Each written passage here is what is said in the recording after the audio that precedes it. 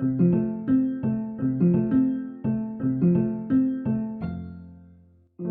guys, what's up? Welcome back to my channel. It is Drew here from Lone Fox, and thank you so much for joining me today. I hope you guys are having an amazing day yourself, and it feels so awkward, honestly, to be in front of the camera right now because, well, not awkward, but I have not sat in front of the camera for like a week and a half, and I'm just used to honestly filming multiple times a week, so I had a week and a half off, which was crazy, but honestly, the days are kind of like flowing together at this moment, so that could also be why. But if you guys were missing some content, make sure to follow the Instagram. It is Lone Fox Home. I post new photos there every single day, and I post a ton of stories a day. So if you want more content, head over, check it out, and follow along. I am going to be doing some more DIY throw pillow ideas, and I have 4 extremely cute and just like good quality projects. Like, these pillows look like they came from Anthro or Urban, honestly. Like, I'm very, very happy with how they turned out. So if you guys like throw pillows, this is the video for you. We are going to be DIYing them from start to finish. But quickly before jumping into this video, I am extremely excited to announce that I launched my first ever DIY kit that actually correlates with one of the pillows in this video, and it is live on lonefox.com right now. I'm launching my first ever DIY mini loom kit, which you guys can find over on Lone Fox. Click the link, check them out if you want to, and also guys, click around over on the site. I have listed so many new home decor pieces that are freaking adorable. I'm obsessed with them. There is stationery, there is candles, DIY supplies. I also have some of the tools that I'm using in this video, like the gold fabric scissors you guys are gonna see. I just had so much extra time lately that I've been able to do projects and things I've been wanting to, so definitely check out lonefox.com. Okay, that was enough rambling. Let's get into today's projects because you guys are going to love these DIY pillows. So let's get started. So for the first pillow, I knew I wanted it to be a square shape, and I had some excess linen fabric that was actually from an old curtain, and I thought I could dye it using a bottle of navy fabric dye I had, so I'm creating a linen ombre pillow. So the fabric pillow that I'm starting off with is from Amazon. I will link this below for you guys. I've had these forever. I bought a big pack a while back, and this is the linen curtain that I actually used to film on top of. It was like a filming background, so some of it is stained from past projects, and I'm going to be repurposing it. And I'm using my new pair of scissors. These are actually from the website. They're so cute, and I just love them. They're fabric scissors. So I'm gonna cut out about 8 chunks of fabric that are just like random sizes. I just want to have enough to work with. That way when I dye them, I have a good amount of fabric to work with. So I'm cutting out 8 long kind of sections of this linen fabric, and these are what they're gonna look like. And then I moved on into my living room and filled a little bucket and attempted to put on this glove, which was my roommate's glove, and she has a smaller hand than me, so I was like trying to shove it on. And I basically poured a little bit of dye in. I started off by pouring in way too much. So I kind of started off in the middle of the spectrum of ombre. So I had to go back and do some lighter colors as well. But I basically just dipped the fabric in, just rinsed or dripped off any of the excess dye, and then laid it on top of some trash bags to dry. And I added a little bit more dye each time, just literally like a couple drops or more. That way, each time you dyed the new fabric, it was just a little darker than the one previous. So as you can see, this one's just a little bit darker than the one that I did prior.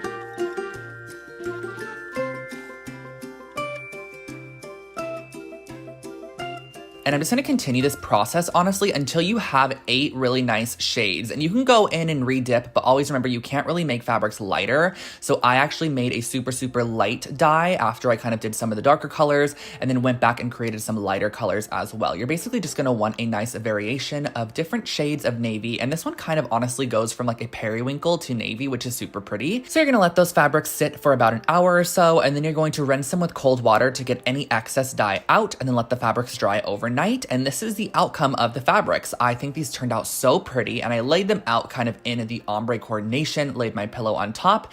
And what I'm going to be doing for this pillow is I'm going to be fabric gluing this. Now, the reason I'm doing this is because I know that the fabric tack adhesive I'm using is super, super strong bond. So that's why I'm doing it. But honestly, guys, if you have a sewing machine, please feel free to use that. But I know not everyone has access to a sewing machine, so I really like to share with you guys the easiest and most simplistic ways to create these pillows, because those of you who are sewers out there definitely know how to attach this using a sewing mechanism, and you can just make it a little bit stronger. But some people don't know how to use a sewing machine or don't have a sewing machine, so I'm using fabric glue. And basically what I'm doing is I'm just cutting strips of this fabric, and I'm doing it very organically. I am not measuring it at all. I really like the look of that like frayed edge and like the inorganic shapes of the lines, so I really just went along and applied the fabric glue about a 1/2 inch away from the edge and then glued it down. That way I was able to kind of fray up that linen linen and just make it look really pretty and kind of worn in, which is the vibe I was going for. So I just continued it, going from darkest first and then all the way to the lightest color at the end, cut off all that excess fabric and kind of just brushed my hands over it to fray it, and that finished off this linen ombre pillowcase.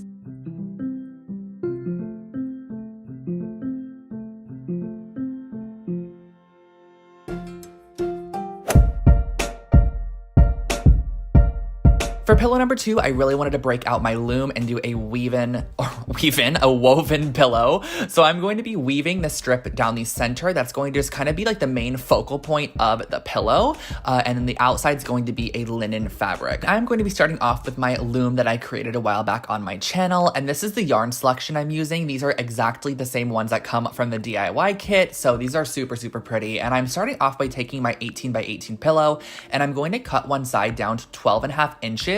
Making sure that it's the opposite side from the zipper, because we are going to be creating this into more of a lumbar shape pillow instead of a square shape. And I'm inserting this inside out, and I'm going to be using a needle and thread just to sew across the top of this pillow. And it's super simple. You guys can just create like a basic stitch. You're just going to want to sew off the top here. So I went ahead, tied a knot, stuck my needle through, and then how I'm going to be stitching this is I'm basically going to be putting my needle down through the stitch that we created, up through the backside, but creating a new stitch about 1/4 inch from where the thread is hanging out of and whipping this around. So basically you're just gonna continue this process, and keep in mind that you can also use fabric glue if you would like to, but I just decided to stitch it that way I could share it with you guys.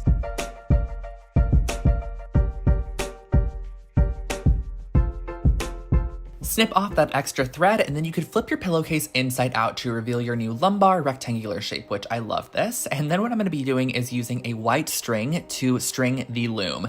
And I'm not gonna go super in depth on loom weaving in this video. I'm definitely gonna share with you guys the kind of like pattern I'm going for this pillow, but I have an entire video sharing you how to DIY your own loom as the one you can see here. It also shares with you tons of different stitches, how to cast on, how to weave, all of my tips and tricks. So I will link that for you guys above and also in the description box.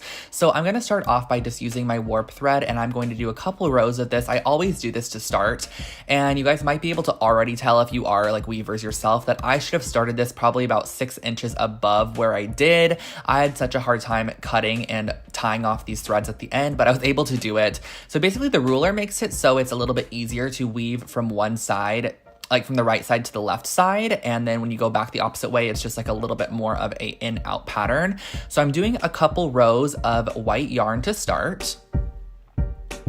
And I use a wide tooth comb to push that yarn down and just get it in place, because you're not gonna wanna pull it too tight. So as you can see here, the ruler kind of acts as a little guide, so you can shift it upwards and it creates a nice open area for you to put your yarn through. And when you weave it back the opposite direction, you kind of have to go in and out of those warp threads.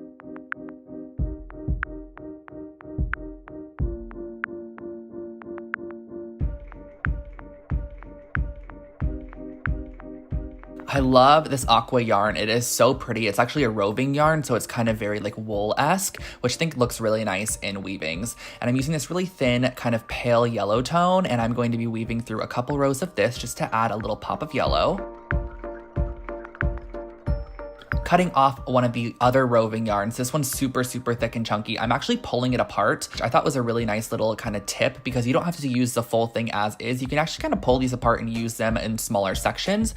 This one is a very pale pink, which I love it. And I'm pushing it down, gonna weave this in just a simple 2 rows to start. And then I'm gonna add a bit of a textural element. So this kind of gives a 3D look. So how you're gonna do this is you're going to take your yarn and you're actually gonna go up and underneath the string that is to the right side of what you're working with. So as you can see here, you're going to put your yarn needle underneath that string and then pull your yarn through, and it's just going to kind of create this looped pattern, as you can kind of see here. And once you get to the end, you can actually go back in the opposite direction, and it almost creates this chevron herringbone-esque 3D look, which I think is just so cute, and it just adds such a fluffy element to this. And I'm adding a little bit of white string to the right side is what I meant to say, and a couple rows all the way across.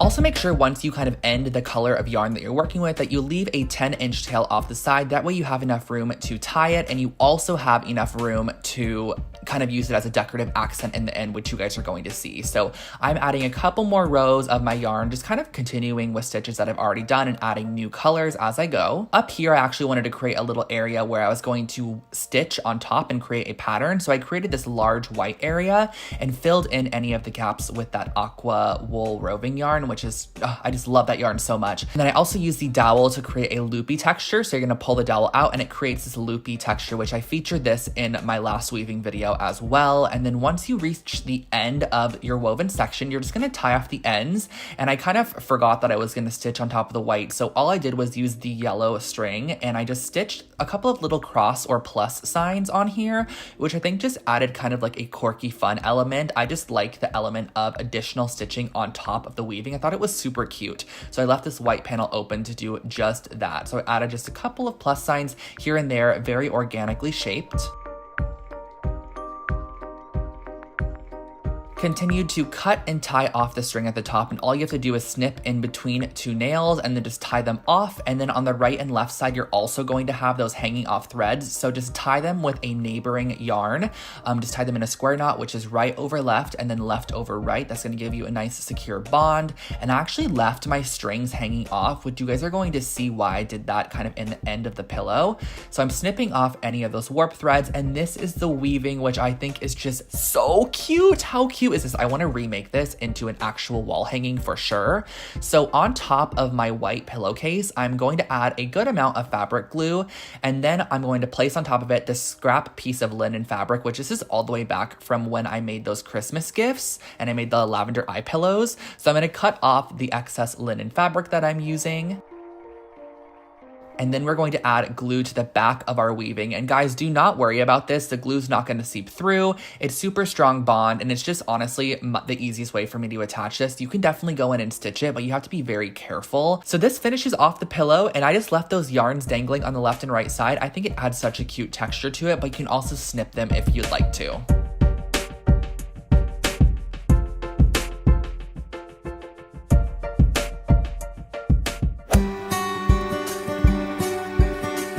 Pillow number 3 was actually 100% inspired by you guys, because so many of you guys talked about tea dyeing my curtains in my bedroom makeover, and I was like, let's go ahead and tea dye a pillowcase and add a little bit of stitching to the exterior edge and just turn it into a cute little tea dyed pillow. So what I'm starting off by doing is actually boiling some water, and I'm going to add in a couple of just Lipton tea bags. I've had these for years. I used to make sweet tea all the time, and now I don't because it's just too sweet. So I went and put 5 bags in there, which gives it a nice good color. I would probably suggest about 5 bags for the amount of water I'm using here, and then started by dipping the edge. And as you can see here, it honestly immediately starts turning kind of like a brownish tone, which I love. So I dipped that in a couple of times, and then I also went ahead and poured some water directly over the area that you can kind of see where that brown and that white was merging, because I wanted it to bleed, but bleed very lightly so it turned into an ombre. So I actually squeezed out the excess, flipped it over to the opposite side, and then dipped the opposite side as well. This is actually the zipper edge that I'm dipping, and this is what it ended up looking like. I laid it out for a while, and I am just in love with the color of this pillow. It turned out so pretty. The next day I went ahead and used some white yarn, put it on a yarn needle, and I'm going to be doing a blanket stitch all the way around the outside of this pillow. And all you have to do for this is just basically stitch from the back side forward and make sure that you catch that loop before you do your next stitch. So stitch from the back side forward and just stitch right up through to where when you pull the string through, it's going to catch the loop, and you're going to basically be repeating this around the exterior edge. You can do this with a contrasting color if you'd like to, or an accent color in your home, but I just wanted to do something super minimal and simple so it didn't really distract from the tea dyeing, because I really love the look of that. So I think it's just a little bit easier to actually watch how I'm stitching this as opposed to me telling you kind of how to do it, but you're going to be repeating this process around the entire exterior edge.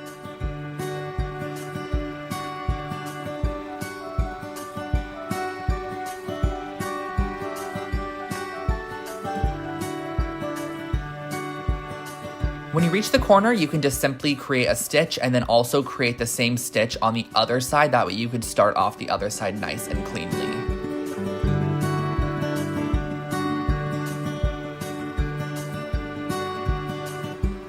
Once you're done, I just went ahead and pulled the string through one side of the pillow, tied a knot on the back side, and then snipped off any excess thread. And that finishes off this tea-dyed stitched pillow. And I think this is super cute and very minimalistic.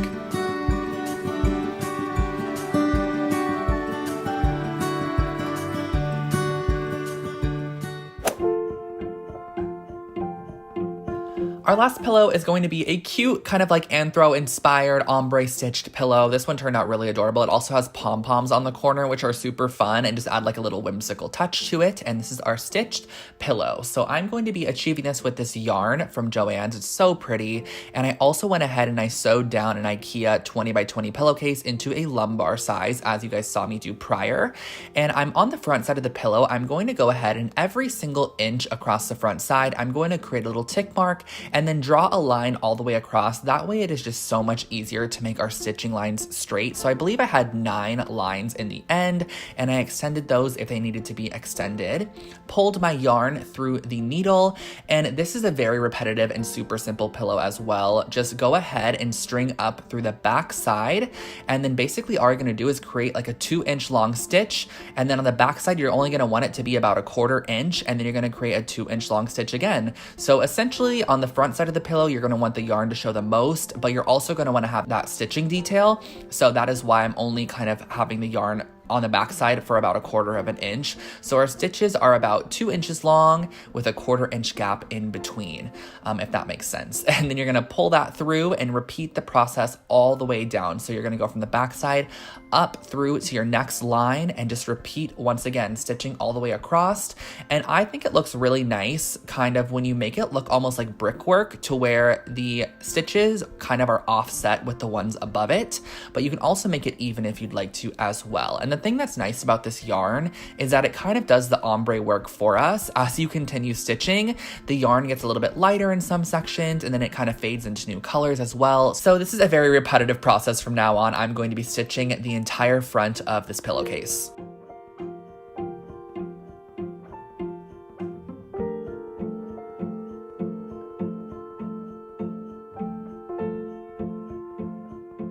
Coming up to the end here, and I just love the way this ended up turning out. You're just going to go ahead and then stitch to the back side, tie a knot once again, and then just clip off any excess yarn.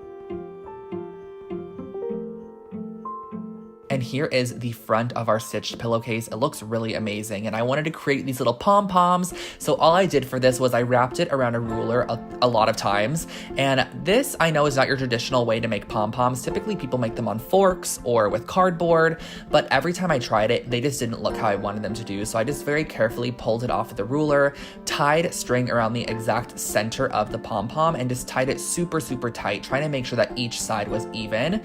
Tied it in a triple knot there, and then went around with my scissors and snipped around the exterior edge to make this into a little fluffy ball. So that kind of finishes out the pom-pom. I also go in and definitely trim off any long threads just to make it seem a little bit more circular shaped.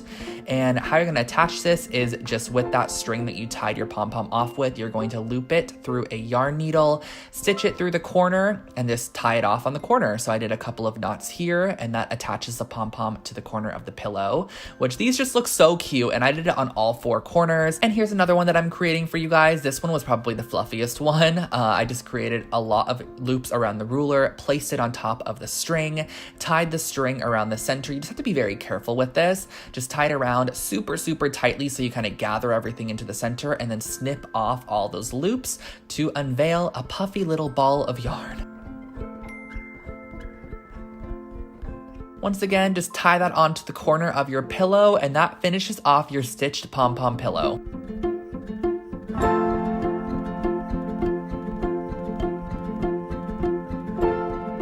Alrighty guys, so I hope that you enjoyed those projects. I personally love them. I think my favorite pillow was honestly the one that I made with the DIY loom kit. I just think the weaving is so fun and therapeutic. I honestly do it all the time, and I have multiple wall hangings that I've created that I haven't even shared because they're just so fun to make, and I just absolutely love creating them. So I think that one's probably my favorite. And then honestly, the tea dye one might be my second favorite, but it's kind of going hand in hand with the little ombre linen strip one because that one's really cute too. But I'm not gonna keep you guys here for much longer. So definitely, if you are not already, make make sure to subscribe to my channel. I post brand new home decor and DIY content every single week here on Lone Fox, and you can also follow along over on Instagram at Lone Fox Home, where you can get more behind the scenes type stuff, which is also very, very fun. I post there pretty often. I'll let you guys go now. Have an amazing rest of your day. Bye, guys.